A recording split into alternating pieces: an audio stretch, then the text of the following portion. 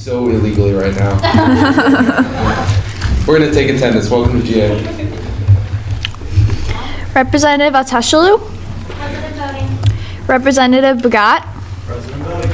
Representative Crawley. President and voting. Representative Haas. President voting. Representative Hamilton. President voting. Representative Hammond. Representative Kawashima. President voting. Representative Mikowski. President voting. Representative Matthews. Representative Moser. President voting. Representative O'Brien. Representative Pandat. Representative Perlosky. President voting. Representative Shim. Representative Baisley. Representative Bell. President voting. Representative Downey. President voting. Representative Hoffman. President voting. Representative Lupton. President voting. Representative McCachran. President voting. Representative Shillo. President voting. Representative Villano. President voting. Representative Zoltan. President voting. Representative Brubaker. President voting. Representative Renard. President voting. Representative Pak. Representative In. President voting. Representative Fernandez. President voting. Representative Sedana. Representative Asaf. President voting. Representative Gunasekar. President voting. Representative Moeller. President voting. Representative Radunsik. President voting. Representative Ioniti. President voting. Representative Irizarry. Sorry. President voting. Representative Zhang. Representative Irick. President voting. Representative Lux. President voting. Representative Tycon. President voting. Did I say that right? Tycon. Okay. Treasurer Shaw. President. Speaker Douglas. Present. Parliamentarian Agarwal. President. Vice President Nguyen. President voting. Vice President Thompson. President voting. Vice President Sanford. President voting. Vice President Wang. President voting. Vice President Weber. President voting. President Pender. President voting. Are there any guests with us this evening? Got you. Could you please introduce yourself to the assembly? I can. I am Rick Bishop. I'm the Vice President for Moment Management. Thank you for joining us I'm tonight. happy to be here. Anyone else? Excellent. Please stand for the pledge. I pledge allegiance to the flag of the United States of America and to the republic for which it stands, one nation, under God, indivisible, with liberty and justice for all. President Pender? Thank you so much. First of all, I really just want to thank you all for coming during midterms week. I know it's a part of your responsibilities, but I know it's a sacrifice to be here to give up some value study time. So it really means a lot to me, so thank you. So Friday was a big day. I don't know if you saw The Observer, but USG announces arrival of Collegiate Link. So Collegiate Link is here. If I can have the members of the Finance Committee stand up so I can recognize you for your awesome, awesome work. Peggy, yes. I don't know if you've seen the cool flyers. It says like, Collegiate Link is your friend, or Case Western Collegiate Link, go here. But the Finance Committee spent all of Sunday, just flyering all of campus, and they did just a magnificent job. So if we could give them a round of applause.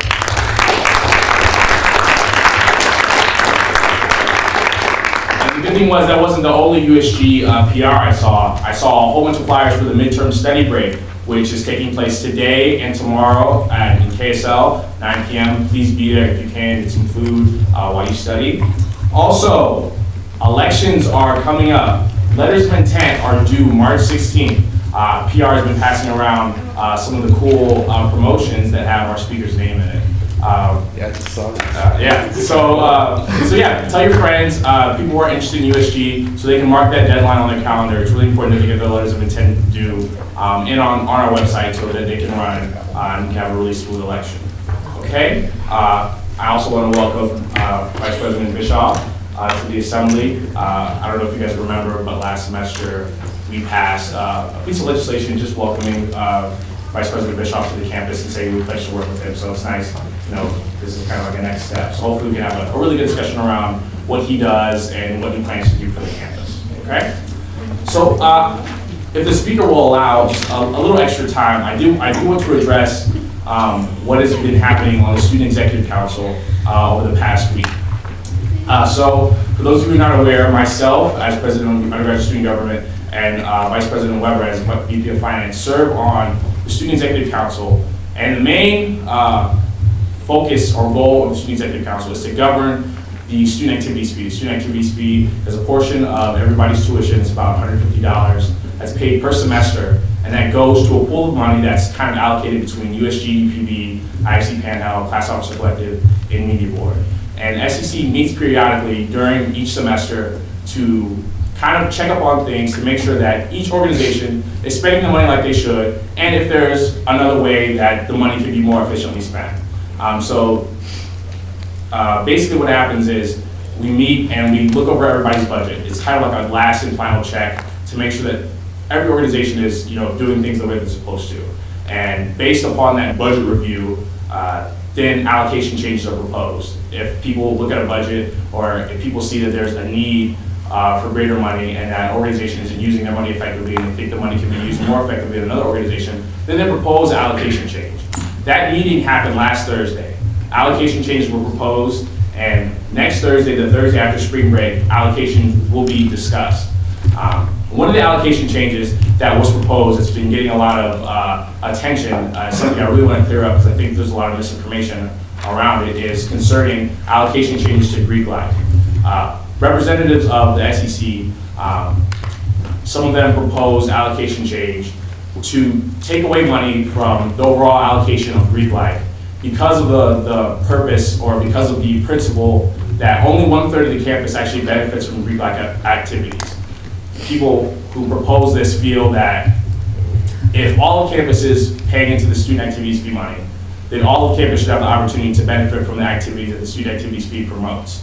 And the fact that 1/3 of the campus, whether it may be a large portion, is the only people to benefit from these activities is something that some members of SEC have qualms about. And that's something that they wanted to discuss further. So the allocation change was proposed, basically saying that we would take away, we as SEC would move money from Greek life, about a portion of $6,000, which is used to fund Greek Week, and move it to another organization. We as SEC, however, cannot dictate how Greek life uses their money. That's based on the IFC panel presidents and their leadership. So they kind of dictate how much money they want to use. So even if SEC decided to take a portion of money away, saying you can't fund Greek life, you can't fund Greek Week, Greek life could do what they want. They can move money around so that Greek Week was funded fully. So that's something that SEC doesn't have the purview over. Because of this, another allocation change was proposed last night from another representative of the SEC, not either myself or Max. This member proposed that all of the student activities fee money be taken away and moved to another organization from Greek life. Because this is such a drastic change, we're most likely going to have an emergency meeting this week to discuss the merits of this proposal. However, it is a proposal. Discussion will happen on all allocation changes next Thursday, March 18th, at a location to be disclosed. We usually just kind of pick between USG and UPB at the time. So that's when the discussion of all allocation changes happen. The reason why I'm addressing this is because a lot of emails were sent to different Greek chapters saying that the proposal was to move money from Greek life to USG. Neither myself nor Max proposed this change. And what happened was the members of SEC proposed this change, felt that if money was on the table, it could be best used in USG. I agree. I feel like USG definitely needs more money. We can always use more money to go to student groups. However, the decision that we, as representatives of SEC and representatives of USG, have to make is the incremental benefit of taking money away from an organization and giving it to us going to overall benefit the entire campus. That's not something either I nor Max agree with. So we, as members of SEC and members and representatives of USG, do not support allocating any money from Greek life to USG. We feel that Greek life has a substantial benefit to the entire campus, and we feel like they have a right to a claim to the student activities fee money. So as representatives of USG, I want you guys to know where we stand when we're going to these meetings. That being said, that's the stance we're going to take, but we only have one vote as an organization. Other members, if they support this, then this drastic change could take place. However, this is the stance that myself and Max will be taking as representatives of USG and to the benefit of the entire student body. A point I do want to make before I kind of open it for discussion, if you allow, Bruce, 5 minutes for points. A point I do want to make is that members of SEC take their responsibility very seriously in governing the student activities fee money. The charge that we're given is to make decisions that will benefit the entire student body as a whole. And I really want people to realize and understand that no matter, regardless of people's opinions, they were made in the spirit of benefiting the entire student body and allocating the student activities fee money for the best way possible to benefit as many students as possible. So there wasn't any personal malicious intent. The intent was to benefit students. So whether myself, Max, may not agree with some of the proposals, I do agree with the entire sentiment that we need to do what's best for the student body as a whole, because that's what we're elected to do, okay? So I think that covers everything. I'm open to points. Before I call on anyone, if you have direct questions regarding the SEC matter for Dwayne, you can ask them now. In the interest of our guest speakers' time, we're going to hold any discussion on the issue until open forum. So if you have direct questions now, please ask. Representative Begat. Will media board be also, will funds towards media board also be reallocated, seeing as? No allocation change was proposed for media board. Senator Crowley. If representatives do not agree with the position that you and Max are taking, how do you suggest that they communicate? I think utilizing myself and Max's office hours, sending myself and Max's email. We have an entire 2 weeks before this meeting happens to discuss these allocation changes. If you do not agree, I think that's an opinion that I definitely do want to hear. So I think either sending me an email, sending Max an email, or making an appointment to come to one of our office hours so we can kind of discuss this in more detail so I can hear what you're thinking would be the best policy. And again, we will open this in open forum if the Assembly sees fit. Vice President Thompson.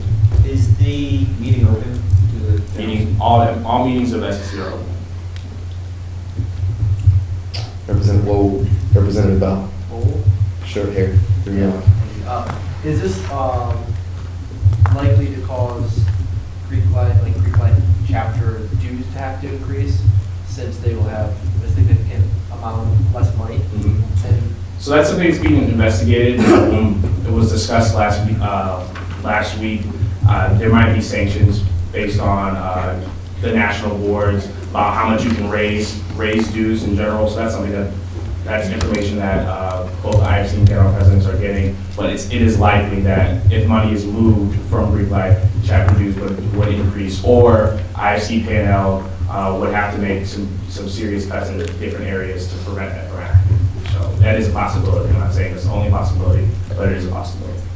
And as a general point, Greek Life's funding is split. Half comes from the SAF, half comes from the Office of Housing Residence Life in Greek Life. So this isn't getting rid of all Greek Life funding, am I correct?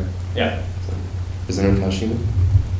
2 questions. One is, has this ever come up before in the past? Mm-hmm. Okay. Yeah, this is something that's kind of been discussed on and off, depending on the members of SEC. It's always been a question of, does money that students pay every semester and that goes to just a select population, is that really fair? And that's always been a question that's been on SEC. I guess this is the farthest that it's gone in this allocation proposal. So does it usually just stop, or is it? Usually what happens is we'll kind of bring up a question and say, and then that question will be discussed. And then based on the discussion, either allocation change is proposed or either allocation change is not proposed. What usually happen in the time I've been on SEC is we've just had a discussion and allocation change hasn't been proposed. So we just moved on to a different subject. And then my second question is, so how many votes are there total? So there's one vote per organization who's on SEC. UPB gets a vote, USG gets a vote, IFC panel gets a vote, media board gets a vote, and class officer collective gets a vote. So total 5 votes. Yeah. Thank you. Representative Perlowski? Just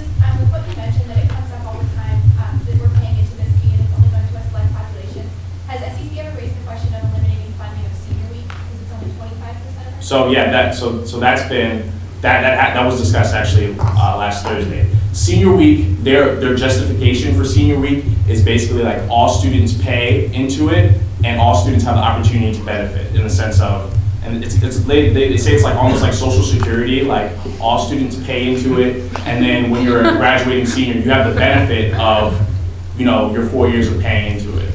So that's the way they kind of frame it. It's just like all students, when they're seniors, they have the opportunity to kind of cash in on the benefit that they've been paying into all 4 years. Yeah, it was used last week.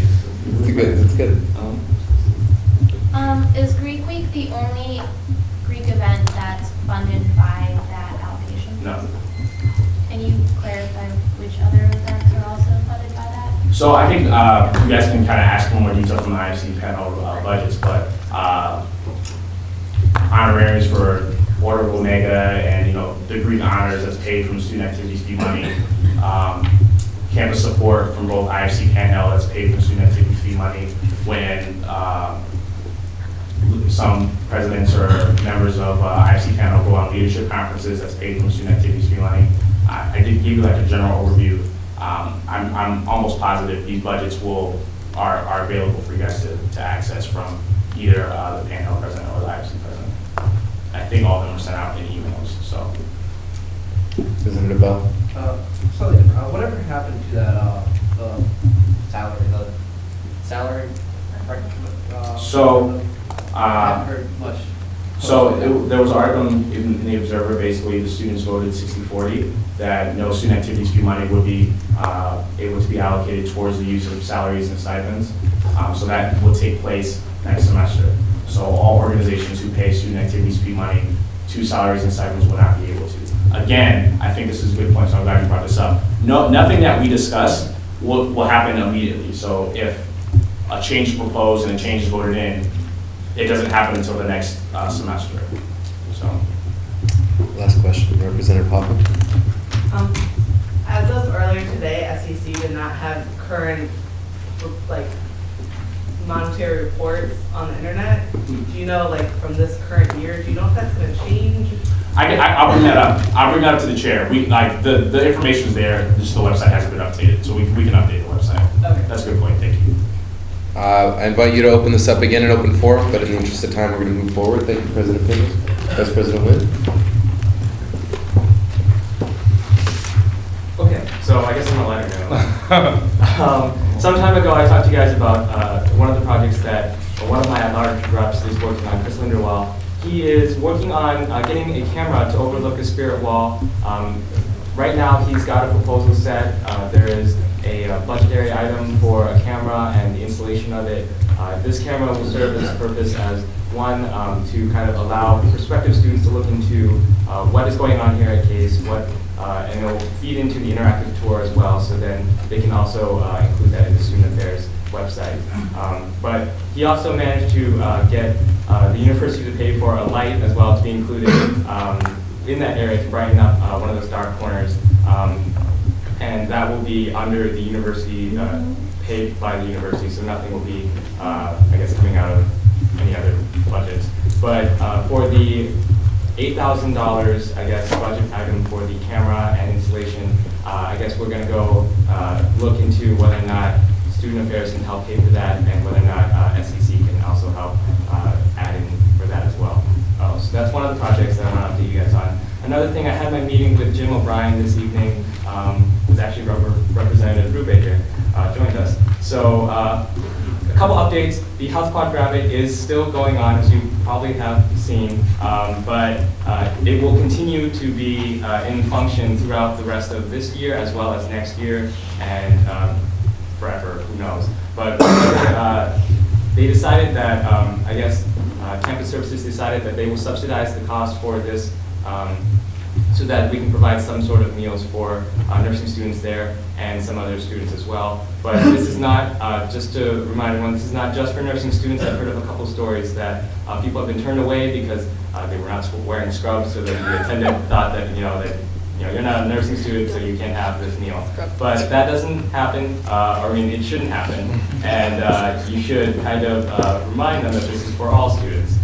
Another thing to be on the lookout for those of you who live on North Side or Eaton going there, art will be they've worked on, remember those walls that I was talking about during construction? They're just basically blank right now because they're blocking windows. Be expecting student artwork to be kind of put up and displayed there. They had a contest, I guess, for a lot of students, and artwork to be displayed on there. I've asked for them to set aside two panels for USG use. So this might be something that you might want to look into for maybe if you're running for a representative position, again, to kind of advertise yourself on these window panes, I guess, or walls. So we have the space. I would advise you to use it. Otherwise, I would just ask it in vain for nothing. Lastly, this student life meeting is going to be very quick. Everyone's invited to come. The only thing that's on the agenda is basically Sue Nickel-Schindewolf is coming to kind of select the next set of coming of age program birthday cards. You guys have seen the emails or gotten the emails about putting in a submission for a picture that defines case or whatever, and everyone knows here what the coming of age program is because I've explained it to you before. But if you would like to be a part of picking out which ones make the final draw, come to the student life meeting this Thursday at 6 p.m. in USG office. Other than that, I'm open to points. Questions for Vice President Wynn? Representative Bell? The camera that's pretty well, I'm assuming like, there's not going to be any audio on that. That could probably be negative for the interactive tour, I suppose. No, I don't. No, it's not going to be on. All right, audio. Not that we would ever say anything inappropriate at this school. Any other questions? Thank you, Vice President Wynn. Thank you. Vice President Weber.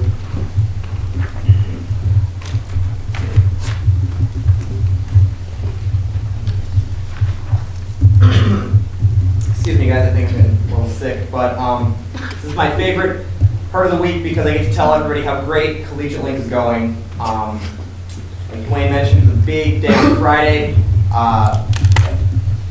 That was kind of like the artificial deadline we set for student groups to get their paperwork in.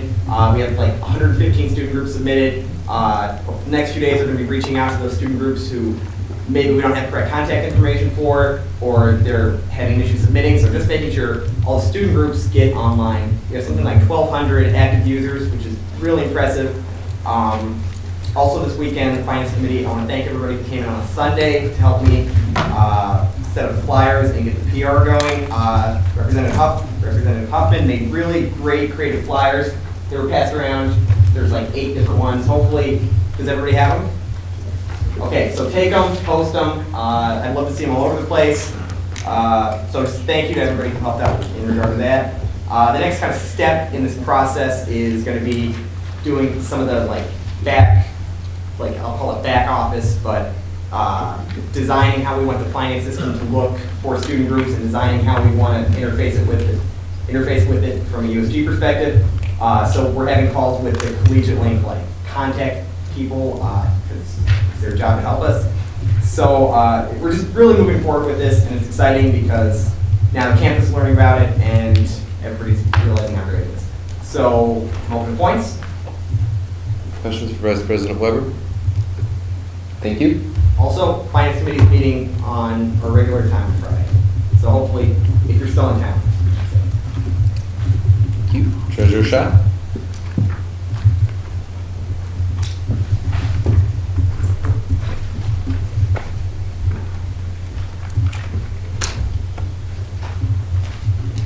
Hi, GA. So reallocation forms, I've written it down in the agenda. It's basically moving money from one item or one set of items from one event to another event or a new set of items. It's really simple. Occasionally we do have to bring in student groups to explain why they're moving money from one item, what was wrong with that previous event that you have to move it now. On a side note, guess what's coming up? Well, if you haven't noticed the big poster in the USG office, notice it now, because soccer intramurals are coming up, and sign up before March 19th, because that's when the intramurals are, and we're going to have a blast. You won't regret it. No joke. I am open to points. Representative Welton? Do we have 3 females? So do we have a team for sure as of right now or no? I know we have 2 females right now. So now we need 3. Yes. We need a female to sign up. Dwayne's coming away. I have one. Representative Bell. Second time he's put up. It starts at 5:45 then, I think I saw on it, or it said be there at 5:45? Yes. Like, because I work till 7, it said it goes to 11 p.m. Is it like elimination tournament, or is it round robin, or? I think it's, Well, then stay in there till 7. we'll try. Just, people sign up. Any other questions? Thank you, Treasurer. All right, have a great spring break. Vice President Wayne.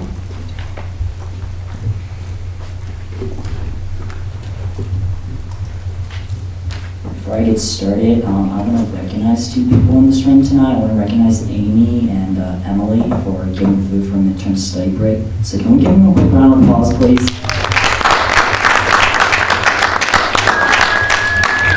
All right, and second of all, I want to throw thanks to everyone who's willing to volunteer for midterm study break, either tonight or tomorrow night. I understand we're all really busy, so I want to thank you for doing that.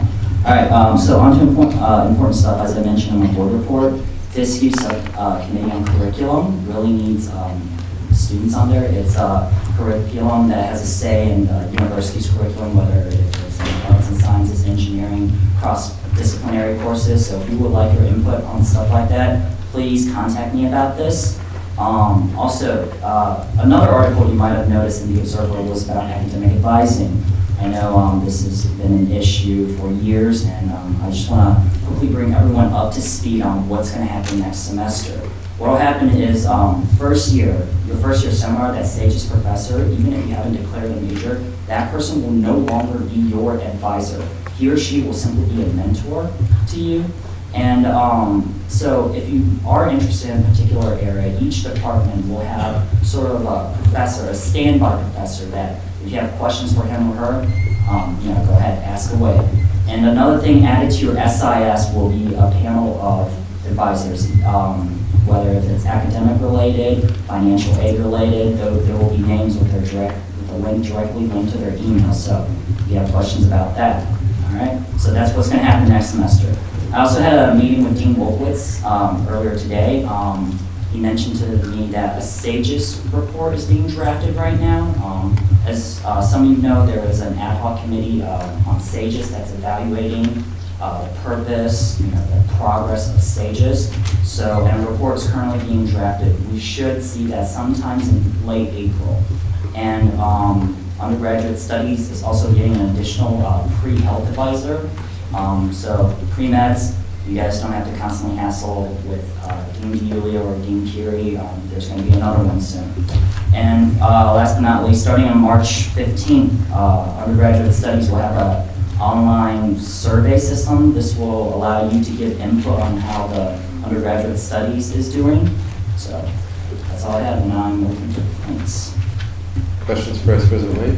Vice President Wayne? I've heard that Dean Fury was actually not going to be an advisor for next year because he's leaving. Is that correct? Yes, that is true. That's why I have been super serious for the last couple of days, because I found out he's leaving. But yeah, he'll have a replacement. Yeah, so there will be 3 in total, so good news for pre-meds. Or dental students or bioethics, they do that too, just to clarify. Any other questions? Thank you, Vice President Wayne. Vice President Sanford? I yield my time to Representative Bell, Shalom, and Moore. Excellent.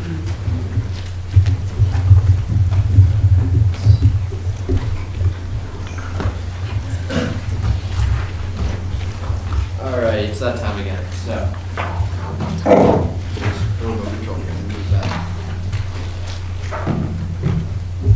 All right, so for representative spotlights this week, we have 2. And we're gonna start off with this one, whose special talent happens to be the Batman voice. So, deep Batman voice, both deep. It's Representative J1. Not without the soundtrack to this representative's life is something I can't even pronounce, something like Ha Menerve by Helmet Fritz. If anybody knows that. Oh, Is it Representative Brown? Yes, it is. Wow. We have Twix and Reese's. Mine. Mine. You get candy. Oh, sorry. Twix, please. I'll make it. Thank you. Also, apparently he like drove around. The strangest thing he ever did was drive around at night with the lights off on his car, and like saran wrap and sticky note his girlfriend's car, something like that. I don't know. He pretended he was in the Batmobile. Yeah, that's what it says. Favorite ice cream? Reese's. It's delicious. I should try. Pizza vendor deserves #1, Mama Santa's.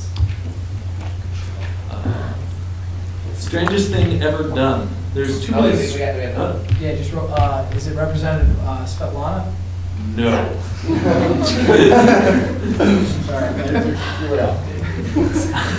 Strangest thing ever done. There's too many strange things to pick from, but probably when I made a rap of my AP Chem final project in high school. Alec? Representative Jared Bell. No. No. My high school didn't have APs. Biggest pet peeve. I hate words that people overuse when they're talking, like legit. So, not saying that I don't do that though. It's not Representative Napple, is it? No, it is not. Is it parliamentary Nigerwald? No. Still not. Is it Representative Scott? No. Jason. President Bender? No. Not at all. Wow. Guilty pleasure. I love eating enormous amounts of candy and desserts in general. It's a little gross, actually. What do you want to change about? Is this Representative Mulder? I think you're cheating. Yeah. It is. my fraternity. Born and raised in Eagle River, Alaska. So now he's going to talk to you, saying you should all an election. So segue. Hi, GA.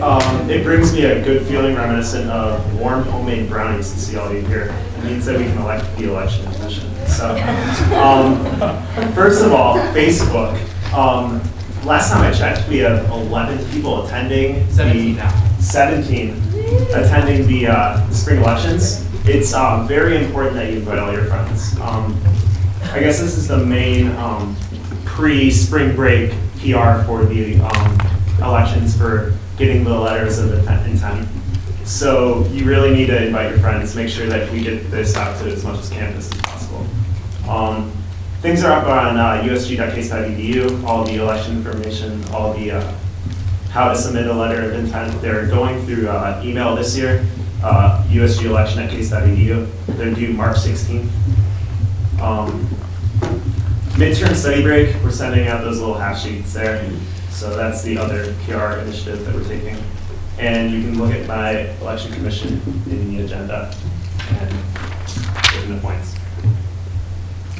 Vice President Wood. How does one find this Facebook thing? It's on your mini feed. It's not. I'll invite you. Okay. Representative Crawley. Will you need help painting the wall tomorrow night? Yeah. I didn't know I was painting the wall tomorrow night, but apparently I am, and I need help. What time are we painting the wall tomorrow night? 9. Awesome. Representative Bob. We have so many members that were elected through USG this year and not elected like through normal elections last spring. Are we gonna have any kind of like learn how to go through the real elections, like instructions? Because we want the people who are in USG to like do it next year. Right. So we want them to like know how to run correctly. I guess we could go through that at the candidates meeting, which is Thursday, March 18th, the Tuesday after letters and Thursday after letters of intent. Have you considered putting anything up on Twitter? We can do that. We can do that. Representative Bell. Did you know that March 16th is the first, like, the second day we're back from spring break, which is a very short time from now? No way. Yeah. Extra stressing that date. March 16th. Any other questions for the PR committee? Thank you, Representative. Representative Pulaski. In general, I was wondering if you could have some updates of what else the committee's doing on, and maybe also like a briefer of what the campaign is going to look like this year. Because I know in the past it's been that run, but I've heard it might be something different. But I just feel like, it's right here. I didn't get this yet. But also, we'd also heard that you were potentially doing like court boards in the USG office. There were going to be some new PR initiatives for USG internally. What's the status of those? For that, yes, we are doing court boards. As of right now, they're not up because we have to do some different things to get them up. And also because we have the walls and Voigtner, and maintenance of those. So as of right now, that's a plan, but it might not happen anytime soon. It's still in the works. As far as a lot of the events that are coming up, PR committee is still planning for a Relay for Life and Spring Fest. Other than that, our main focus is elections right now. As far as what the campaign is going to be, it's kind of just, instead of doing the run campaign, we're doing just kind of a fun campaign. It's just playing off of different songs and movies and things like that. As of right now, instead of trying to do an overarching campaign theme. Does that answer your question? Thank you, Vice President Sam. Vice President Thompson, the floor is yours.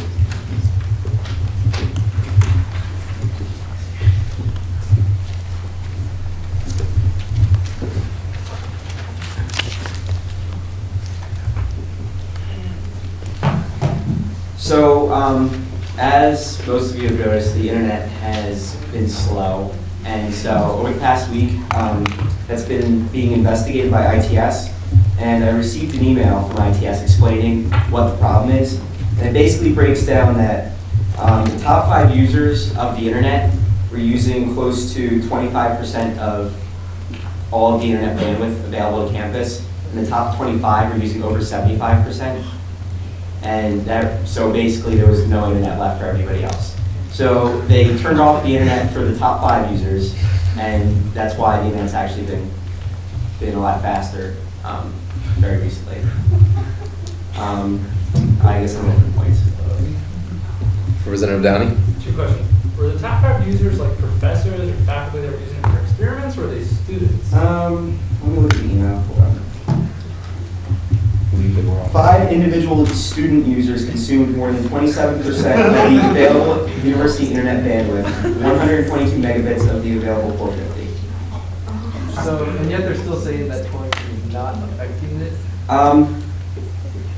That is such an impressive number that I'm not sure it's possible to like just quarantine. Like me personally, I'm impressed that they were able to do that.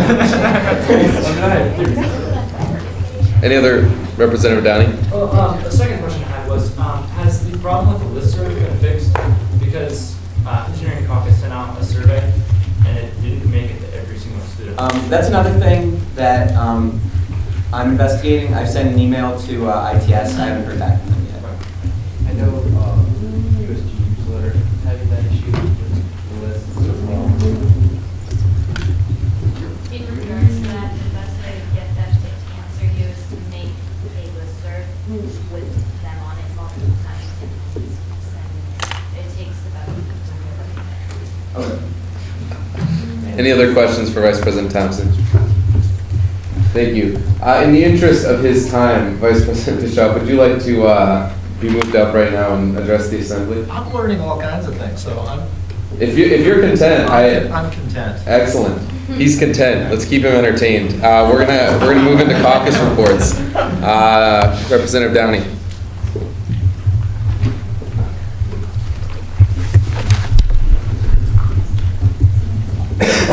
I'll be brief.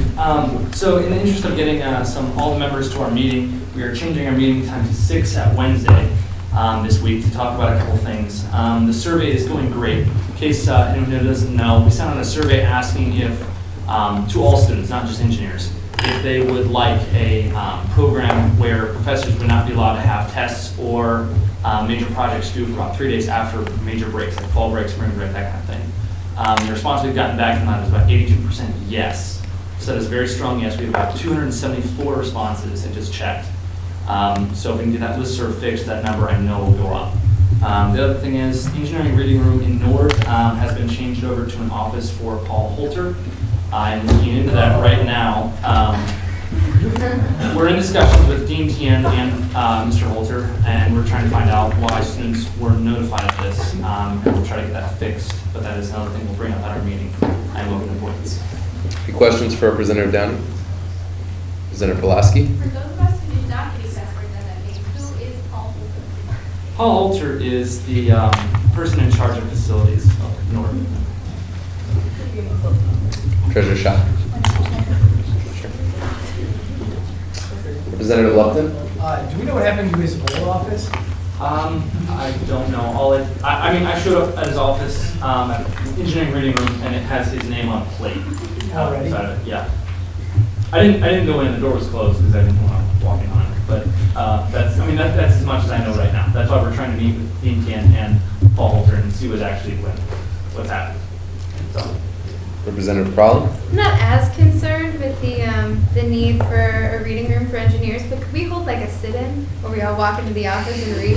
Because I really dig that. You say walk into the office and just read. We're going to make it a reading room anyway. Any other questions for the engineering caucus? Is the speaker aware that you have an STPS interview Wednesday at 6? I am. Okay. Thank you. You're dismissed. Arts and Science, Representative Begat.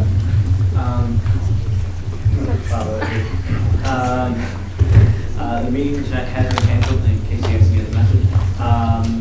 Coffee and comments on the 18th, which is Thursday following spring break. Open to questions. Excellent. For the Nursing Caucus, Representative Irick.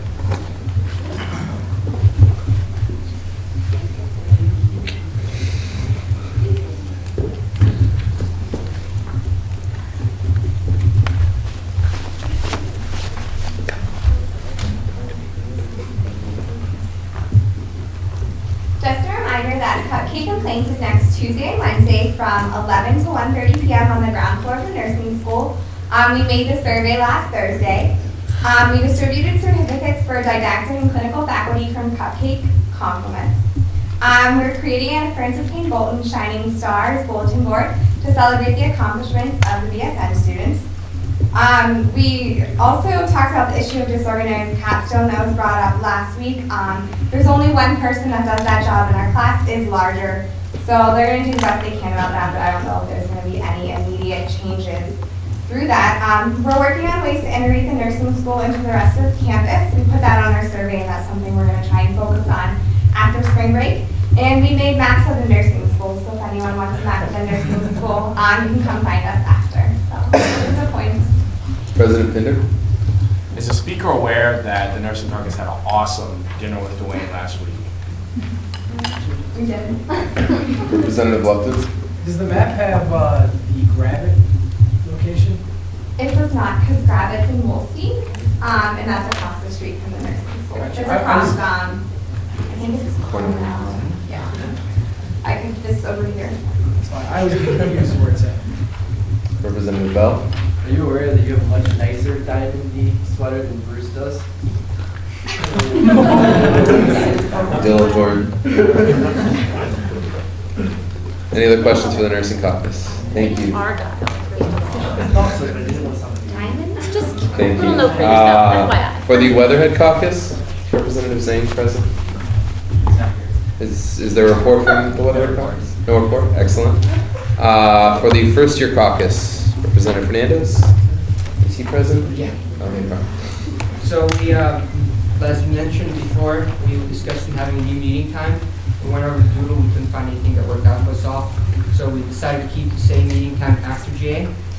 And also we discussed we might be having a table at week to get feedback from freshman issues in their lives. So we want to know how they feel on those points. Questions for the First Year Caucus? Okay, thank you. Parliamentarian Agarwal. Hello, everyone. So as you can see in the agenda, pop quiz. I only have one question to you for you guys today. Can anybody tell me where on the USG website you can find legislation? On the steps on how to get there, not any of the exec members, not Skylar, who built the website. Anybody? Representative Downey. Is that in the archive? It is in the archives. Can you tell me what else you can find in the archives? Where in the archive? What else you can find in the archives? Oh, what else? It should be resolutions and legislation. Well, besides and also, legislation. is that a third? You can also find minutes from GA and agendas. You also have legislation all the way back up to 2006 and 2007. So this should be a resource for you all if you want to check legislation or find out what USC has done in the past. In addition, there is the budget and the student organization allocation. Yes. Is committee agendas located there too, or no? They should be, well, there's a link for it, and they're so a lot on that page. Read that. Excellent. At this time, Vice President Bischoff, the floor is yours. Could you please come to the front? Thank you for sticking with us. Thank you.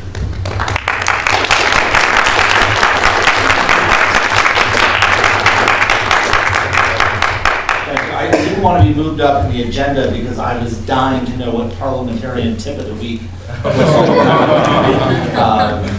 Thank you for the very warm welcome earlier this fall with your resolution. What I want to do is talk for just a couple of minutes and then take questions and talk about whatever it is that you're interested in rather than what I'm interested in. First, a little bit about myself. I arrived here November 1st. Some people would say if you're relocating to Cleveland, November is not the month to do that. So my family has experienced most of the bad that Cleveland weather has to offer and none of the good at this point. Previous to coming to Case Western Reserve, I was at Caltech in Pasadena, California. Yes, my family is probably the only family in the country who thinks moving from Pasadena, California to Cleveland is a step in the right direction. But we are, my wife at least is a native Midwesterner, having grown up in Minnesota, where I went to college and lived for a number of years, and then we spent a year in Wisconsin. Anybody from Wisconsin? Exactly. And then 7 years in Chicago when I was at the University of Chicago, a great city. So for my family, coming back to the Midwest very much felt like coming home. What I have spent most of the past 4 months and a couple of days doing is trying to get to know the university. I think I've worn out 2 pairs of shoes in the process, traipsing around campus. I found the nursing school. It's not easy to find. It only took me about 3 trips to the nursing school to figure out that I was going the long way to the nursing school. When you're in Wolstein Hall over on Bellflower, there's a faster way than coming up at Delbert. Definitely a faster way. So it's been a lot of time talking with people, getting to know the university, learning what this place is about, how it works, and spending a fair amount of time assessing the challenges that we face in enrollment. My areas of responsibility, I oversee undergraduate admission and financial aid for the entire university. For most of the graduate and professional schools, that's tangential because they have their own financial aid operations, but they ultimately feed through the university Office of Financial Aid. One of the things that attracted me to Case Western Reserve, and I know no other way but to be blunt, so forgive me, quite honestly, were the abysmal results when you look at admission here.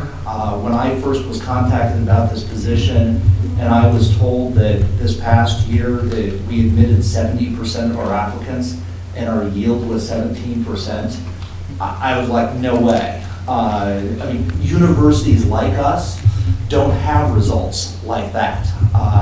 If you actually look at the 5 private universities that are ranked above us in U.S. News and the 5 private universities ranked below us in U.S. News, the median admit rate is 34%, which is half of 70, and the median yield is 27%.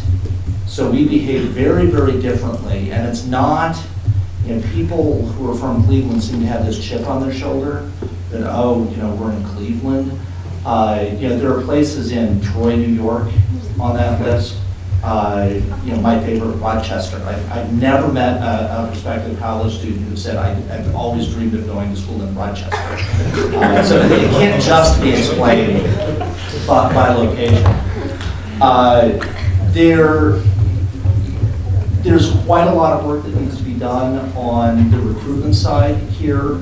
Some of that work began before my arrival. Bob McCullough, who came in as Director of Admissions last year about this time, has done a terrific job in recognizing that we need to be traveling across the country to recruit students.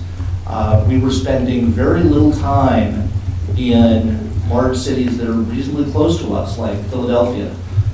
We weren't spending much time in New Jersey, which has 1 or 2 students who will go off to college next year. There are some folks from New Jersey here. And New Jersey is a place where you say Cleveland, and they're like, yes.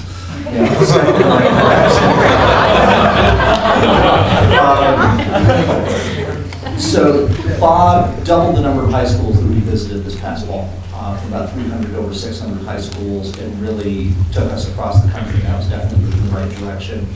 I don't know if you've looked at the undergraduate admission website lately. It was awesome in 2004.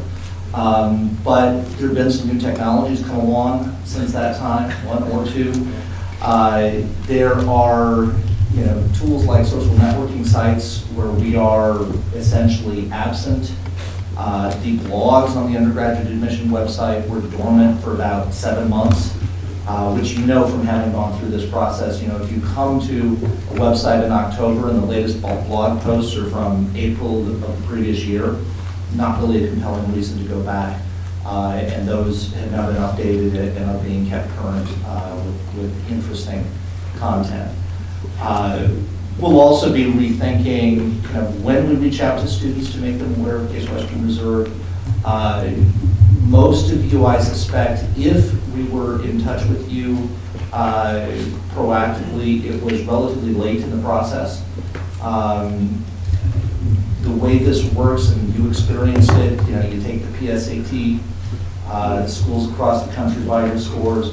Our strategy has been we buy those lists, and then we would wait for a few months before we would contact you to make sure that you had been contacted by every other university in America before we would decide to contact you.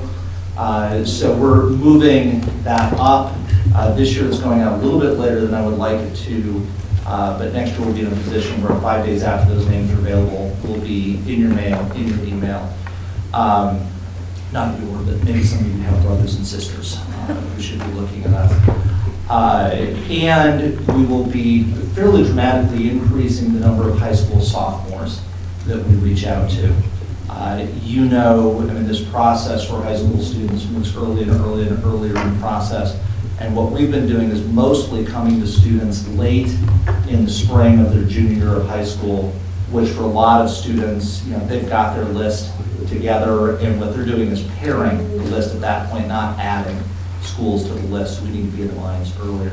With that, I'll open it up to questions for as much time as we have. As much time as you want. I'll go ahead and call on people for you since I'm absent, and we do keep track of all the questions if you'd like to revisit any of them. Or not. Or we can delete them and pretend it never happened. I just correct my New Jersey comments. We'll start with Representative Loftus. 2 questions. I can start with one and come back to me. Very first one, just really basically, your VP of Enrollment Management. What's the difference between that and VP of Admissions? I'm the Vice President for Enrollment Management. Admission is one of the departments underneath me, and the Director of Admission is the Chief Admissions Officer. Okay. And then I supervise financial aid as well. Okay. Representative Brubaker. On the subject of financial aid, can you maybe speak to this, I don't know, something I've kind of run into, financial aid. Obviously, if you have enough money to come here, then you don't need financial aid. If you have very little, then you get very good financial aid, and it's very cheap. But it seems like the families in the middle income range, like 6,000, 9,000, they get hit the hardest, and they're the ones that really financially just can't seem to make it here. So I'm wondering if financial aid is going to address that in some way, or what's being done? Can we call people easy questions? Only easy questions. What you're getting at is an issue that I think is a very serious issue across this country. When I was at Caltech, University of Chicago, even back when I started at McAllister College, it's not the families that have high incomes that are the biggest concern because they've got the resources to afford it. Financial aid recognizes that our lowest income families don't have the resources to pay. And when you look at families that are really, kind of $80,000 to probably $150,000, it's hard. And it's not just, it's not Case Western Reserve. It's when you look at the federal financial aid formulas, the institutional financial aid formulas, what they expect a family can pay, in many cases just isn't realistic. When I started doing admission work in 1989, college costs were a lot lower. Financial aid was very, very different than it is now. And it was really rare for me to work with a family where I felt like the parents reasonably were saying, we can't do this. And I haven't been through that part of the cycle here at Case Western Reserve yet, but at Caltech, I was working with families all the time where they would call me and say, we can't make this work, what can we do? And I would look at it and I would say, yeah, you're not a bad parent because you're saying you can't do this, it's reasonable. We need to take a look at financial aid here, understand, and it's not just need-based financial aid, but merit-based financial aid, and figure out how do we use the resources that we have, which are limited. I wish I had a big old sack of money, and I could just, anybody who asks, oh, here's 10 grand, does that make you feel better? Yes, it would make you feel better. But our job is to take a limited pool of resources, which here are quite substantial. If you look at the number of institutional dollars that we spend relative to other institutions like us, we spend a lot. We spread it over a larger number of students than most institutions do. But we need to understand both those pools of money. How can we distribute those equitably and to make this university accessible? Because we can't be successful in enrolling the students we want to enroll without addressing the financial aid issue. Okay, and my question kind of was, is there anything Case can do at the moment or is looking into doing in the near future? In the short term, snapping my fingers, no. It's just, it's a complex problem that we need to understand. And it's going to take a while to do that. And I want to be very clear, I'm not promising, in 6 months we'll have an answer. I think that this is the kind of problem that's going to take years to address. And I know that's not helpful to those of you sitting in the room here. Some of you may have younger brothers and sisters who ought to be looking at us. It's the kind of issue that's going to take years and that institutions across the country are wrestling with. And I have one follow-up question to that. My understanding is that there's a process where the early action applicants can appeal if they didn't get any merit scholarship. Can you speak to that process?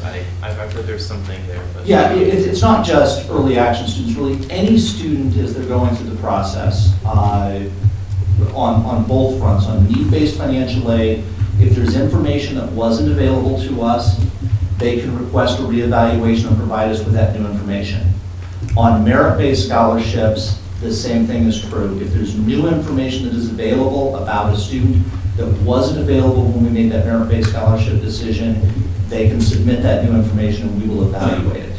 But it's really based on new information, not, gee, I didn't like my award, can you give me a little bit more? Thank you. Representative Crowley. A few weeks ago, we met with VP Mobley about diversity and inclusion. What's your office doing to ensure that we're bringing in a diverse pool of students, specifically students not necessarily from the Cleveland area, but diverse students from all over the country? Where do I begin? We can do like a whole hour on this. One of the things that was very puzzling to me is that this university my understanding is a couple of decades ago, decided, we're going to be a regional university, which we are not. If you look at the reputation of this university, we're not a regional university, we're a national university, and really an international university when you look at the reach of the university. And I think very clearly, from a recruitment standpoint for undergraduates, we need to be a national and international university. We need to attract students from all across the country. There's, I came here from Southern California. There are lots of high school students leaving Southern California to go to colleges across the country that have less of a reputation than we do. And that's where I think, Bob McCullough made a very good decision this fall in saying, we're going to spend more time outside of this region. Now, we need to take care of Ohio.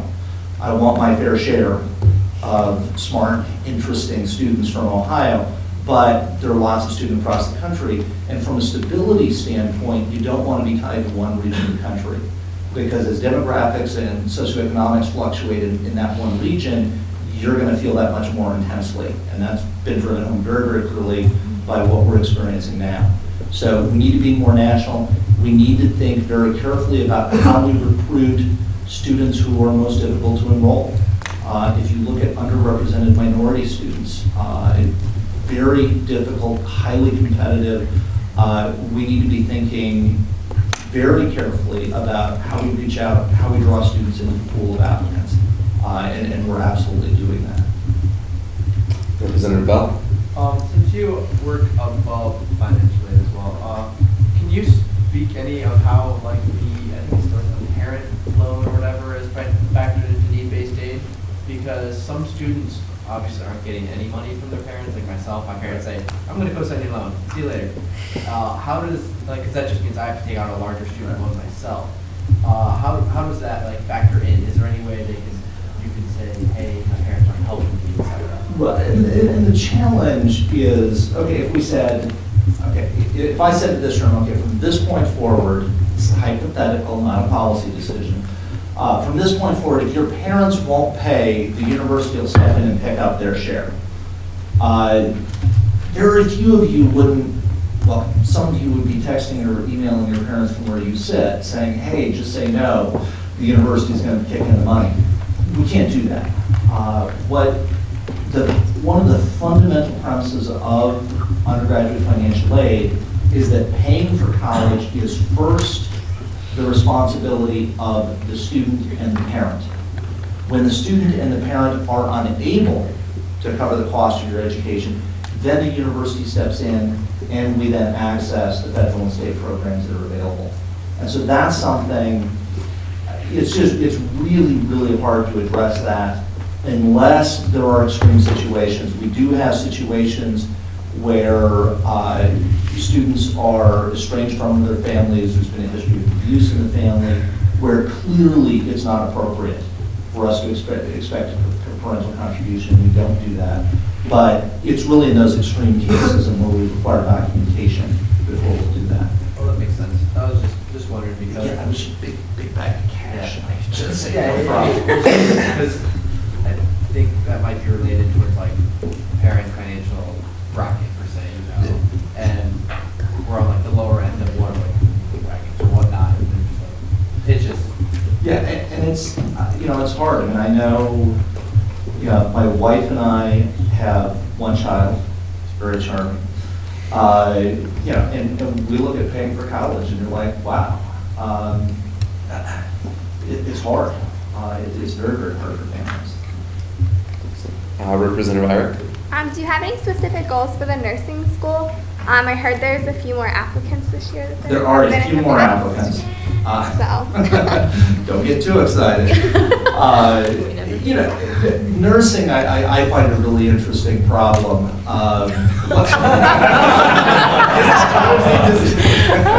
It's not what I meant. What I like about the work that I do is you get these little intellectual puzzles that you get to try to figure out, and things go well, you have success. With nursing, we have a challenge in that we have one of the top private nursing programs in the country. And we have a hard time filling the number of seats that they would like to fill. And it's not like the nursing program is saying, gosh, we want 150 students. 70 would be nice. 80, they'd be, clicking their heels and be thrilled. 70 to 80 students from across this country who want to come to one of the top nursing programs in the country that is located physically between two of the best medical facilities in this country. This is a recruiter's dream. It's not like you're trying to sell something that isn't good here. Yes, we are looking at nursing and trying to figure out what can we do. If you look at nursing applications, we have about 250 nursing applications. We need 500. It's not about, gee, if we just had 10% more, then everything would be great. We need to double the number of nursing applications. And we're going to work, I'm glad you're in now. So we're going to be looking at that, and we're also going to be working with the other schools for those of you who are worried that you won't get your fair share. There are, not every school is in the same position in terms of their needs, and we need to address some of them whose needs are more dire immediately. Representative Began. My question is regarding the promotional video. I'm not a huge fan of it, but I was at a movie theater last semester and it was playing, and I was wondering, right before the previews, it was playing the promotional video to Case Western at Shaker Heights, which is like not too far from here. So I'm wondering, is a promotional video being played elsewhere as well, in movie theaters maybe in Chicago or Buffalo? Rochester. And all across New Jersey. That video comes out of university marketing, non-enrollment, and they have made decisions in terms of the university's visibility to show that in certain markets. I'm not exactly sure which markets they're showing it in.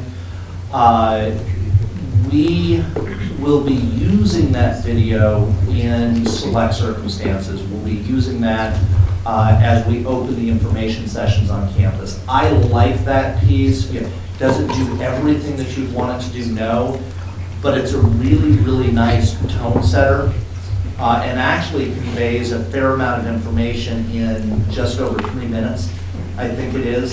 So I think that's a nice piece to open our on-campus information sessions. I think it's a nice piece when we travel across the country and we're doing formal presentations. We'll utilize it there. Vice President Thompson. So you spoke to how we need to lower our admission rate and increase our yield rate. Do you have specific goals for, say, the next 5 to 10 years of where you'd like that to be? Yeah, I like specific goals. I think, remember the median admit rate for the private universities closest to us is 34%. Median yield is 27%. I think within the next 5 years, plus or minus, that it's reasonable to expect that we would have an admit rate between 40 and 50%. I don't think that's irrational. When I talk about that on this campus, people look at me like I have 3 heads because they've never lived in that world. We're good enough to expect that and to be interesting enough to students to draw them. Yield, I'm less optimistic about because of the financial aid question. Without really understanding how we can solve that puzzle yet, my hope is that we can get our yield up, somewhere in the low to mid 20s. A big part of our yield is dollars. And looking at what we're able to do in financial aid packages, what we do in terms of some of the loans in financial aid packages, we need to be able to address some of those issues and be more competitive financially before we're going to expect yield to come up, into the upper 20s or, dare we dream, a third. So yeah, and I'm a big believer in specific goals. A lot of what's happened here in enrollment management is the message to staff and division has been, do better. And that doesn't really do it for me. I like to know what success looks like so you can see that you're making progress towards a goal. And I've been very explicit with that. in talking with enrollment management staff. Vice President Lee. So, tuition just raised 4%. 3.9. That's the difference. Alright. Case has been shown to graduate students with the second highest debt. Current freshman class is expected to graduate with an average of $51,000 in debt. So, sorry guys. Average. So what I'm saying is like, what do you plan? Is there anything maybe in the next 5 years? I don't want to ask for them like a snap of a finger to kind of lower some of this. Yeah, and that's, I can make something up and make you feel better, and then count on the fact that, none of you will remember. That will. I don't know the answer to that question. Part of the issue here is we distribute the institutional financial aid dollars over a much larger number of students than most institutions. If we can be successful in drawing more students into the applicant pool from across the country, and more students who are willing to pay the full cost of attendance, then we're going to be able to drive those loans down. But without doing that, it is unlikely that the university is going to go out and get a $500 million gift to support need-based financial aid. The amount of endowment that you need to make a real difference is very, very big here. Not that we would turn down such a gift. But it really is driven by the composition of the student body. And the reason that we're number 2, it's interesting because we're number 2 on the most indebted list, and then we're also very, very high on the most affordable list. And that's because we spend more of our own dollars on need-based aid than most institutions do. But spread too far. We're going to take a couple more questions. Representative Lopez. Yeah, I just have a really quick, fun story problem. Really quick. So say we have 1,100 students from like California or any state, and they all get perfect ACT, SAT, standardized test scores, and they all say this is their number 1 school of choice to come to Case Western. That's limiting your diversity, it's limiting a lot of things. Do you say no? That would be a problem I would love to have. I've been doing this for 20 years, and I have never experienced that problem. You eliminate that problem by how you recruit. And I think people underestimate the role that recruitment plays in who ends up in the applicant pool, who you can then select from, and who ends up attending the university. My previous 2 institutions, the University of Chicago, when I arrived at the University of Chicago in 1997, the situation there was not that different than our situation. They were admitting at that time 61% of their applicants, which even in 1997 for a place like the University of Chicago, that was just crazy. And in a 5-year period, we took an applicant pool from 5,500 applications to over 9,000 applications and drove the admit rate down to 40%. And I want to be clear, there's nothing like intrinsically valuable about a low admit rate. That's not what it's about. It's about having strength in your enrollment position. Because we're in a position where we need things to bounce just right. When you're admitting 70%, if the yield drops a couple of percentage points, you're at risk at not getting your class. When you're admitting 40% of your applicants, that means you've got a nice waiting list. If the yield drops by a couple of percentage points, you can go to the waiting list. You can be more conservative with your offers of admission, knowing that if you come in a little bit low, you can always go to your waiting list to bounce up to that. We can't be conservative in our offers of admission, and so the risk that we run here, what if the yield pops up a couple of percentage points? And then suddenly we're left as we were a few years ago with a class of 1,200. That's not a good position to be in. So it's about being able to regulate the size of the entering class and the students that you want. And recruitment has a lot to do with it. When I went to Caltech, when I arrived, we had 2,750 applications. This year, they're looking at 5,000 applications. And in both cases, We could look at decisions that we made about which names we purchased, how we communicated with them over, the 28 months that we were recruiting them, and show where new students were coming into the pool. So, and there's no reason why we can't do that here as well. Last question. Representative Pulaski. So I know we hear about that, like the magical math behind admitting and the yield, but what would happen if the yield did bump up like several percentage points, and it was like a lot of students who had a lot of financial aid, that's why they were coming to this university? Has that ever been considered, like, what if we run out of financial aid that we promised because we have like way too many people to send? Yeah, if I was in a different line of work, I'd have a full head of dark hair. That's what keeps me up at night. Ultimately it depends on the whims of 17, 18-year-old high school students. Makes me nervous. And we're impacted by external factors that we often don't understand until after students have made their decision. A year ago, colleges and universities across the country were convinced that due to the economy, nobody was going to go to an expensive private university. And so virtually all of us who had the ability to were aggressive on our offers of admission, as I was a year ago at Caltech. And I figured it would be better to apologize for a large class than to miss the class and come in short. And last year, a lot of universities, the May 1st dust settled and they said, it behaved just like it did a year ago.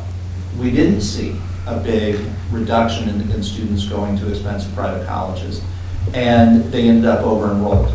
And this is, literally, we get into the month of April, and I'm checking the numbers, watching things at late at night to see what's going on, and you're worried about not just how many students enroll, but you're worried about the revenue that class is going to generate, because there are salaries and facilities and all of those things to maintain the university, what your financial aid expenditures are going to be, and you make the best estimates you can based on the information that you have, and then you hope.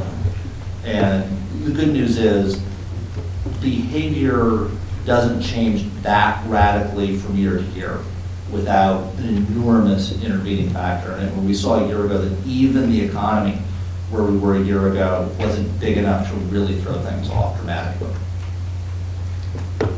Well, Vice President Bischoff, thank you for joining us.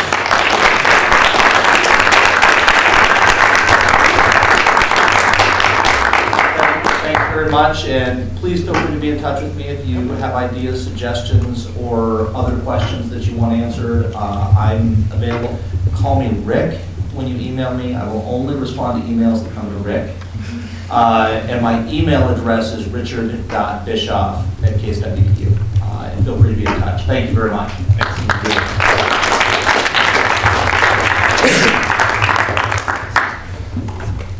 At this time, we're going to go through our old business. The nominations for the School of Engineering representative remain open. We still do not have a candidate to fill this position. Are there any nominations still at this time? I'm going to keep asking every week. If we don't have any, that's the way it is. But any nominations? Yes. Does it make sense to fill a position at this point of the year, or? Probably not, but we have to keep asking every week. Okay. That being said, they would still have voting privileges for 4 assemblies till induction. Oh, yes. 4 remaining assemblies, so that can be valuable. So that is valuable. The vote is valuable here. But seeing none, consider it over spring break. Consider we will revisit this every week until inauguration. We'll now move into new business. Commissioner Moeller, would you please take the podium and introduce the members of the Election Commission?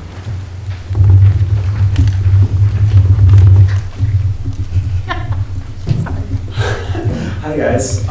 So I went with, I want to say, a diverse commission. I have a member from every class, including myself. I did look at people that weren't Greek, just because it is during Greek week. I listened to Ali Berlowski's advice in that I got a senior who isn't Greek because we have trouble getting seniors to vote. So Lauren Hennon, who also works for the Observer. And then all these people actually came to me, except for Lauren, but so all these guys have interest. They're all great. Open to points. So if you have questions about anyone that is nominated, this is an election process. It's an appointment by the General Assembly. If you have questions about any of them, you can ask them now, and then we will have brief discussion if necessary. After that, it's been kind of procedure for this to be a vote of acclamation to appoint the 5 people that are listed here. So beginning, are there any questions for Commissioner Moeller? Okay. Then at this time, if there are points for discussion, we will acknowledge those. If not, we will, or I will entertain any motion to call previous question. Yes. Oh, Can I explain something? No. We are not. Is it done? Call the previous question. Excellent. So if there is no dissent to electing these 5 people, I will be so. Is there any dissent? Congratulations, Commissioner Moeller. You have a it's going to happen. It's going to be good. And it's all for you. All right. At this time, I'm going to open forum. Representative Haas.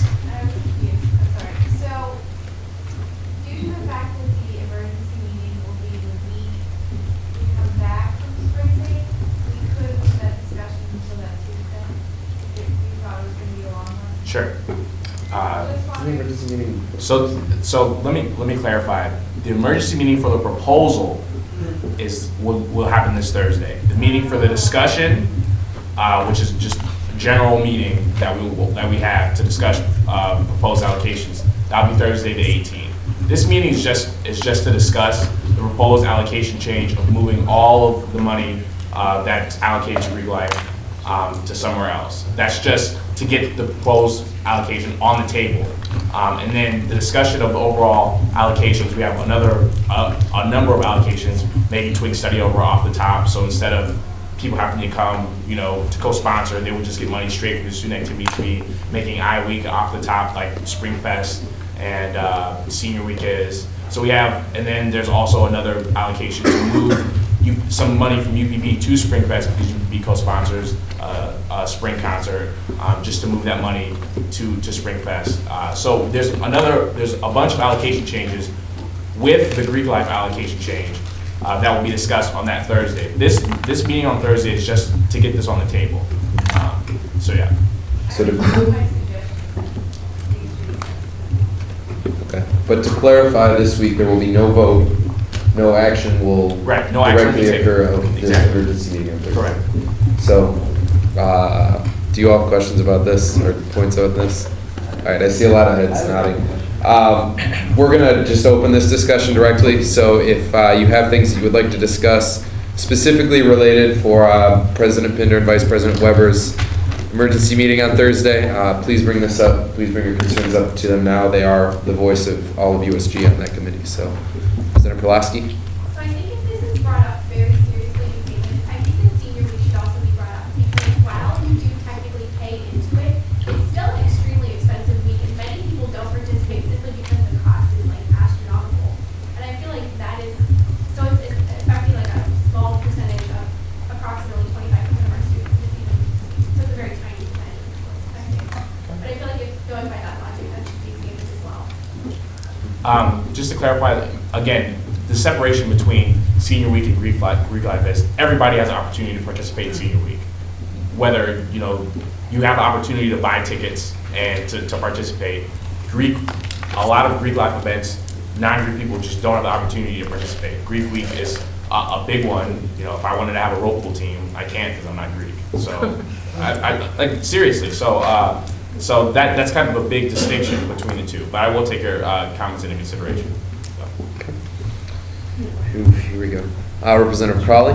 I just wonder what the difference, like with this whole media board thing, we worked first a couple years ago on making their documents more financially transparent and working with them to do the kind of programming we saw necessary. And then we looked at changing kind of the structure within their organization.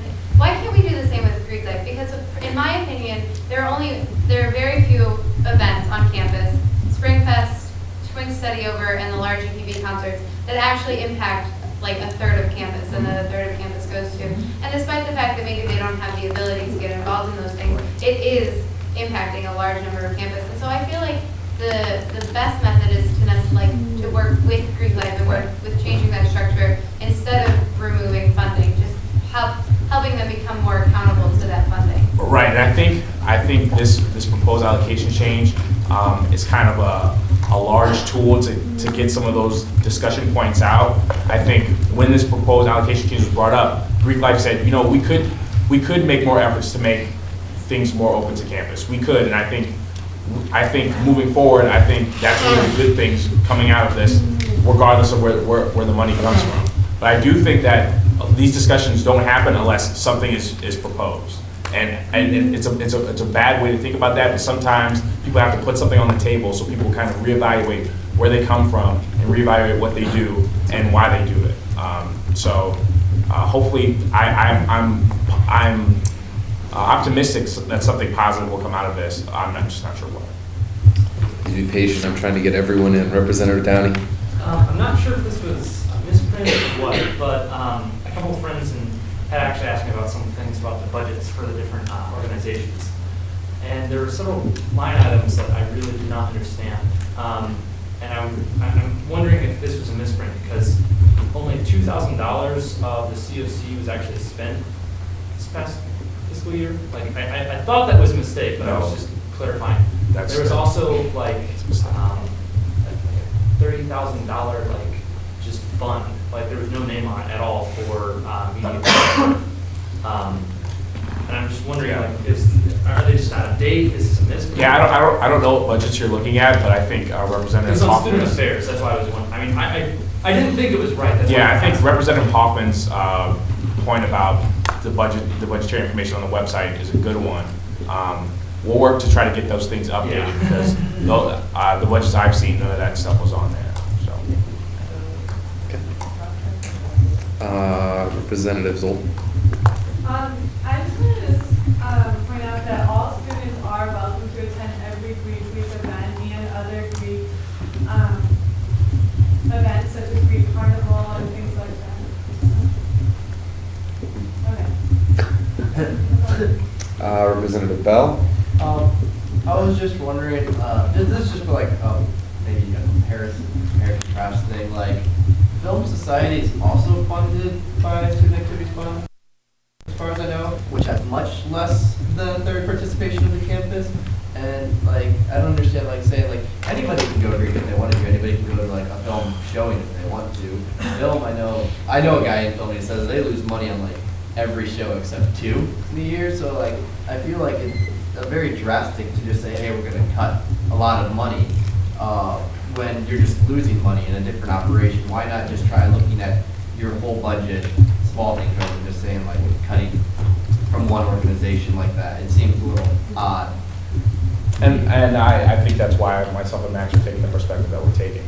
That it's dangerous to look at, where the money's going. And I think myself and Max have looked at what the overall benefit is to the campus and where the money can be used best to benefit the entire student body. And that's why we're taking the perspective that we're taking. That Greek life in general is something that enhances the student population, the student experience to a great extent. And moving that money to another organization, we feel would be detrimental to the entire student experience. So that's the reason why we're taking the stance that we're taking, and that's the reason why we don't agree with the allocation changes that are proposed. However, that's only one opinion. So if you guys disagree with that, we'd be welcome to talk with you to hear your perspective. But that's where we stand, right? I have one more point. If they did pass this, just theoretically, then dues would go up.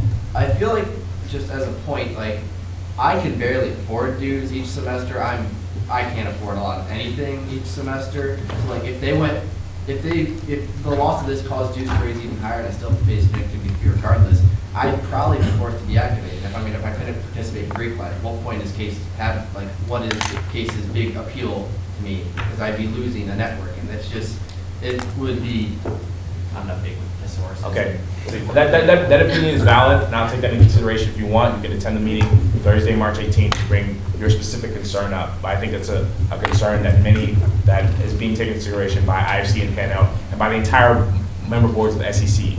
No one wants to see Greek Week disappear. No one wants to see, Greek life in general disappear. What the question is this the best use of the student activities fee money? And I really want to make that clear. The members of SEC who proposed this are not against Greek life. They're actually, we're Greek also. Like it's the position that members of SEC have to take is the student activities fee money being used for the best benefit of the entire student population? And you have to make really tough decisions, and the decisions that SEC has to make are really tough, and they affect a lot of people. So I really don't want people to take this lightly, like SEC is against Greek life, because we're not. People on SEC enjoy and are well aware of the benefits that everything brings, but the decisions that we have to make every semester as a member of the Student Executive Council is this money being used for the best resource for the entire students? Okay. Representative Teschler? So I have kind of a comment and two questions. First, for the argument of how senior week, all seniors have the option of participating in the whatever it is, I feel like that same logic works for Greek life because all students are encouraged to participate in recruitment events and have that option. Many of them choose not to, but if they want to, they can. And then my question is, so if Panhandle and IFC have all their funds regarding the student activities fee reallocated to other groups, will they be able to participate as part of SEC? And that's a question that's been brought up, that the past panel president said that it should be policy that instead of just removing funding, we should vote to remove somebody from SEC. And I think that's something that's going to be discussed on the meeting this Thursday and the meeting next Thursday if this proposed allocation goes through. So that's something that will be discussed. It's not easy to determine. And I have one other question. If IFC and Panhandle were removed from SEC, would that be a permanent change? Or would there be potentially an opportunity for them to be put back on SEC? The decisions that are made by SEC are not permanent. They're up to review, by the next body. There was allocation change last year that removed money from Media Board and UPB and gave it to USG and COC. That decision is up, for debate and discussion this year. We wanted to move that money back. So again, none of these decisions are permanent. They're up for review by the next members of the SEC and following members. But they wouldn't be on SEC to have as much input as. And that's yet to be discussed. It's not yet to be determined. Vice President Thompson? Can it be clarified who proposed this and who the money would go to instead of the Greek life, or who it's being proposed it should go to? Okay, so to be clear and transparent, the representatives of the class officer collective proposed this. And their proposal was basically that money should be moved from Greek life. And so after they made the decision that money should be moved, they're like, where's the best use of the funds after the money is being moved? And they decided that USG is the best place for the money because of our impact with the student groups and that we affect just a large population of the student organizations. I am of the opinion that USG needs more money and that if we had more money, we could affect more of the student population. However, the decision, again, these are tough decisions that Max and I had to make is the incremental benefit of taking money from Greek life and giving it to the USG recognized student organizations going to benefit the entire population of the student body more than it is now. And we decided that it wasn't, which is why we're taking the stance that we're taking. If you disagree, again, give us feedback, but that's where we stand right now. Representative Matthews? I just had a quick question, two questions actually. how big is the fund, the student activities fund, in the total amount? And then, if you are taking the position that you're taking, does that mean that if, hypothetically, if this did pass through the board, the council, then, will you not be taking any of the, like, say you cut the funding? Yep. Will USG not be taking any of the funding that's cut from that? I mean, is that the stance that you're taking? The stance that I'm taking is that we don't want money to be moved. But if it is, if it is moved, I'm going to advocate that we would get the money because I think we need it. However, I don't think the money should be moved in the first place. To answer your question, it's about $1.1 million. Let's see. Representative Crawley? I understand and like very much so appreciate that you guys have taken a stance and that are sticking with it. My concern is that as our job to represent our constituents, that's my job, and your job is not only to represent the members of the assembly, but to represent those students, and that we're not actually listening to them and that we're not taking that account. I guess I'm just really worried that we're making the decision for what we think is best for everyone instead of letting the students make the decision for what's best for them. The SEC Constitution doesn't specifically state that the people on SEC are representative of their bodies. It's implied that they are, but they're kind of entrusted as elected student leaders in most cases to make the decisions that are best. So, just so you're aware. Representative Downey. So, you said representatives of the CSC brought this forward. There was actually an email forwarded to me that was made by a vice president of one of the classes to the representative who proposed this legislation, stating that they had not been brought in the process. They were not aware of this before it was brought before SEC or anything like that. Right. And they made it quite clear to me that they did not want to be included with this new legislation that was put forward. Right. They were quite against it. So I just thought that the COC in general is not, they're not attacking Greek life. It's not them in general. So I want you to know that it's not all of COC for this. I agree. This is in fact a very small minority. The other question I had for you was, I'm sorry I wasn't prepared with this other question before, but I actually found that on the site there's a $30,000 emergency fund for the media board in their spring 2009 budget. Is that correct? No, it's not. Actually, it is. Is it? A member of Media Board. Media Board keeps a certain amount of money because of the large capital expenses that they have that is typically rolled over every year. But in the instance, for example, WRW has some very expensive equipment that if it should break, WRW would not be able to function. I mean, you're talking like $8,000 to $12,000 pieces of equipment. So the money is not spent unless it's needed. That's what it's kept on reserve for, though. So it's almost insurance. It's insurance for all intents and purposes. Yeah, Bruce is correct. When the allocation change was made, I'm almost positive the discretionary fund was lowered. It was a higher amount. But yeah, they do have the discretionary fund again, just to make sure that they can stay functioning. That's roughly equivalent to what all of Greek life gets, though, right? Sure. And again, that's the allocation change that could have been proposed. However, that's something that has been examined by past SEC bodies, and that's something that would severely inhibit Media Board as an entire organization, and that's not something that SEC was prepared to do. So. Representative Pulaski.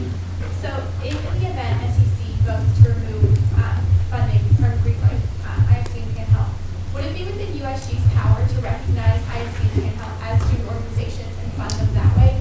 Because they are technically student organizations, they do have a large pool of students being represented. I mean, we would cross that bridge later. Representative Hamilton. Just something to think about. I guess the worst case or maybe best case scenario, depending how you're looking on it, if Greek life loses some portion of their budget and Greek life becomes a casualty of that loss of a budget. it's a tradition that's been happening for, I don't know, probably over 20 years at least, longer than that, for sure. But there's alternative means of gaining revenue. We just saw things with Media Board, with how it was suggested that they start advertising to get their money back, and for all we know, that's a possibility that could be done. So by no means is this like, you know, an end to everything. It's not to say that Greek Week isn't going to happen next year. Things can change. I'm taking 3 remaining questions on this. Representative Begat, Representative Haas, and Representative Atesholu in that order. I was going to say, can we only keep the discussion going for 2 more minutes?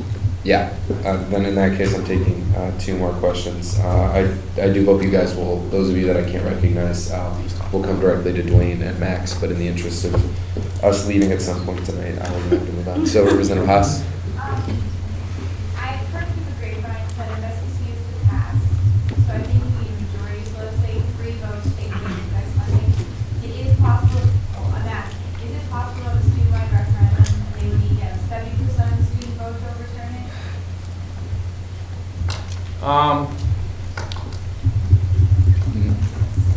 Nothing can pass in SEC without a referendum. Is I believe the way it's written. Is any allocation No. change has to be approved by the student body? Yeah, any allocation change has to be approved by the student body, and any decision that's made is up to referendum, so it can be overturned. But yeah. That referendum actually comes from USG. It, not necessarily condoned by USG, but it has to follow Through our USG services. procedures. All of their procedures are actually, their constitution is very well written on their website and allocates or advocates everything. The last referendum that we had about Media Board, there's approximately 1,300 students that took service. And Representative Atesholu, last word. And, well, in regards to what Representative, sorry, what you Hamilton. said, Hamilton. I'm having it, yeah. Media Board provides a service, whereas Greek Life does not provide any service. So I'm not entirely sure how advertising would work, which kind of confuses me. And then I know it's a rather vague question, so I understand that there's not an answer to it. But if you were to average how much each student group receives, how many student groups would removing the or reallocating funds, how many student groups would that potentially benefit? Which is the decision that myself and Max made, that incremental benefit's not there.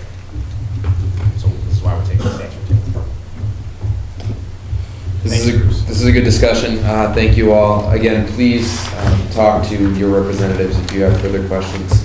At this time, we are back in open forum, so Representative Begat. Is there anything going on with parking right now? Because the student approached me saying that they were going to park behind Nord at around 8:30 so they can go to Beal, but the gate was closed, or I think you mentioned something about the attendant. I don't recall right now, I got my notes. But is there anything special going on with parking? Yes, they wouldn't, I wouldn't say they changed, but I think you know of the policy if not already, but they've changed the, whether or not the gate should be enforced or not, I guess for weekends and night parking on the drop-off end of Nord and Sears and all these other buildings. So as of right now, you cannot park there because what they've been having is a lot of issues with people just coming in and free parking because they've left the gate open. The policy has always been there, but now they're actually just enforcing it. There is a parking advisory meeting that is set up for after spring break that I'll be attending to talk about whether or not this is beneficial or it's a hindrance to students. Or you can just make a parking space like I did. If anyone's trying to go down the stairs behind Yost right now, they're not going very far. Representative Downey?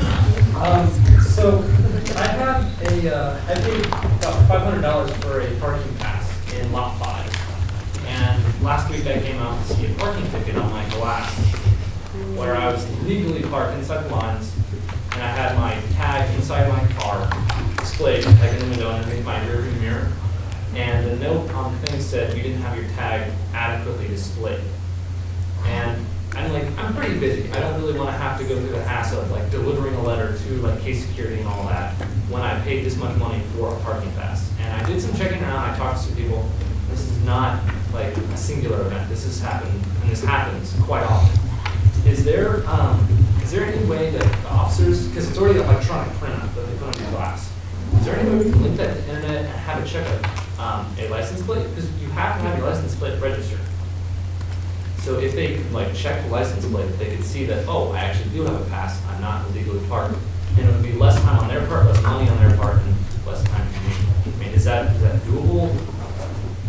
I don't know. I will bring it up during the meeting. We'll see. Okay. Because I wrote a letter to them outlining that, but I just wanted to know if we could attack on this. You submitted that part?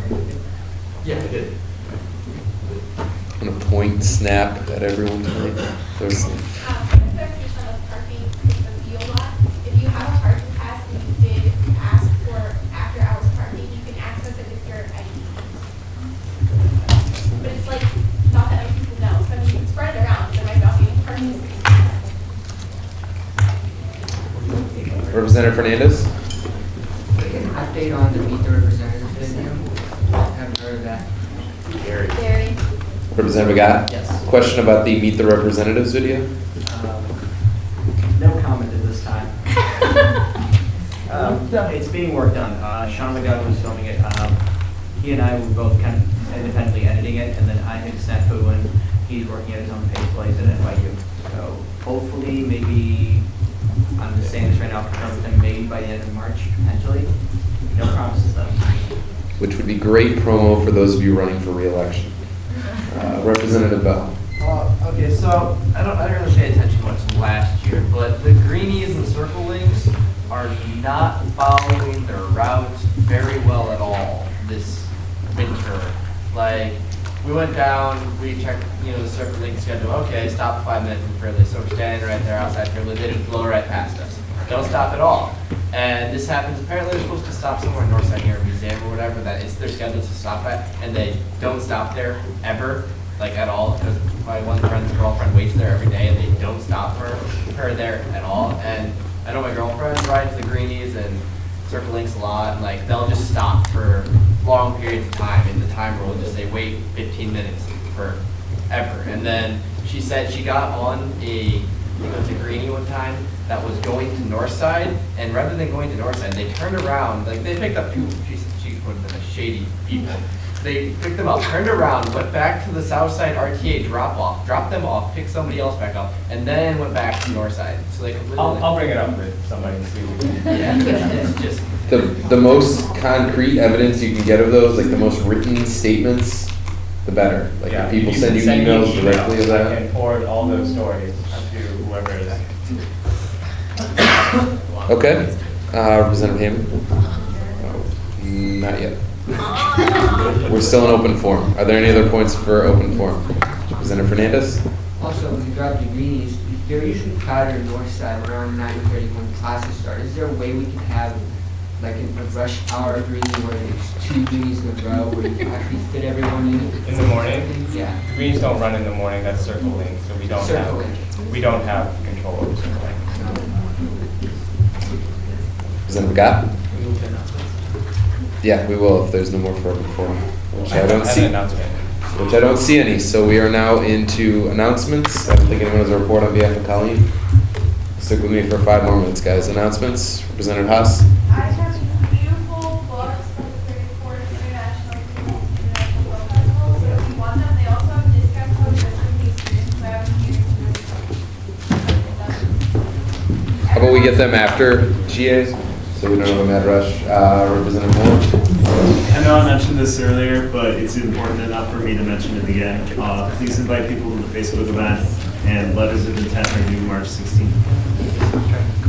Vice President Wynn. Student Life Committee, make sure you sign the card. If you haven't, come visit me. Person who has the card, give you a card. Behind you. Behind you. Vice President Wayne.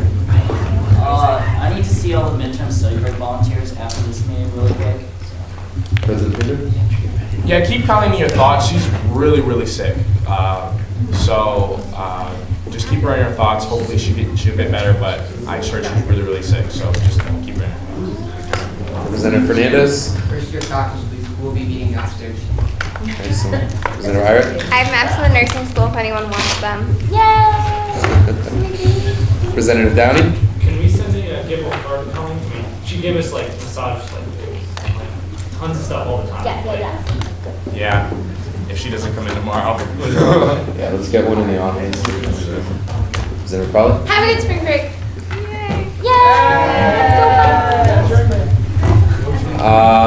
Hold on, we haven't adjourned yet. All right, before I call on Claire, just thank you guys for sticking with us. I know it's midterm. This is like the most fun I've ever had speaking to GA. I don't know why. It went from like really like funny and awesome to like really serious and like, damn, we're doing all this like hard work and then like fun again. So I love these 2 hours every week, and so thank you guys. Representative Hammond, go. I think I see exactly all my 1 minute.